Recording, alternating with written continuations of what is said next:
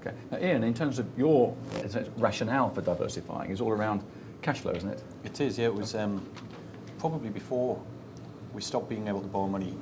I got tired of borrowing money. You know, the only business model I'd known was to borrow a lot of money, pay it back and hope that you were left over with some. And for 10 years, that's pretty much what I did as a property developer. Yeah.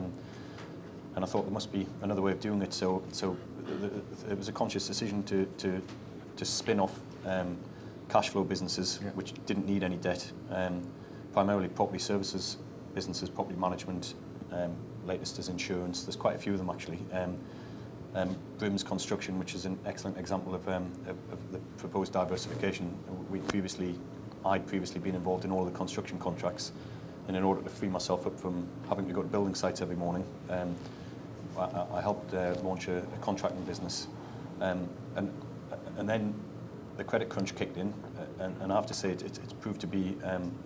I would like to take all credit for it, but it's proved to be quite a timely decision because these cash flow businesses are now paying salaries, yeah, helping service debt, and they're very enjoyable. It's something that I really enjoy being involved in. So sticking on the subject of raising finance, at the beginning, Nigel, I think you mortgaged your own house, your parents' house, your grandparents' house. Well, so you're really sort of building the stakes there.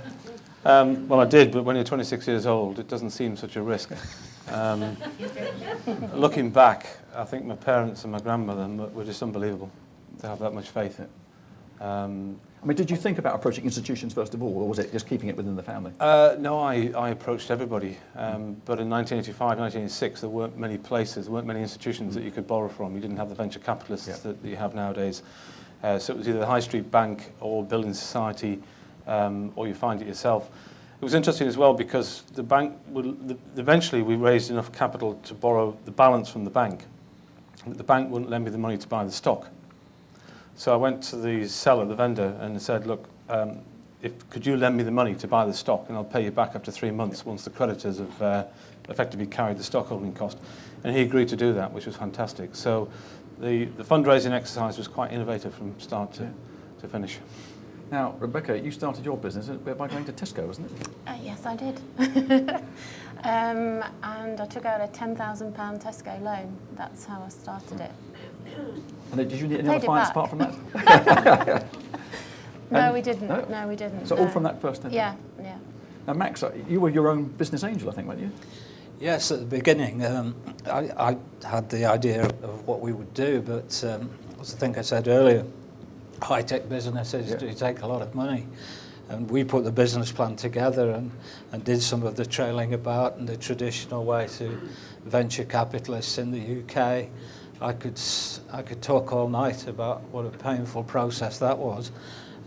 Some of them couldn't even be bothered to be where they said they'd be at the time they said they'd be. And eventually, some of the long story, we were put in touch with some finance from New York. And their reaction was quite different. I mean, we were finding it difficult to get people to come from London to see us. And these guys came over from New York, and we spent a whole day with them, had dinner with them in the Baltic, and that's where they hatched the scheme that we said the heads of agreement on this deal will be so-and-so, and we'll send it you next week. And you just think, oh yeah.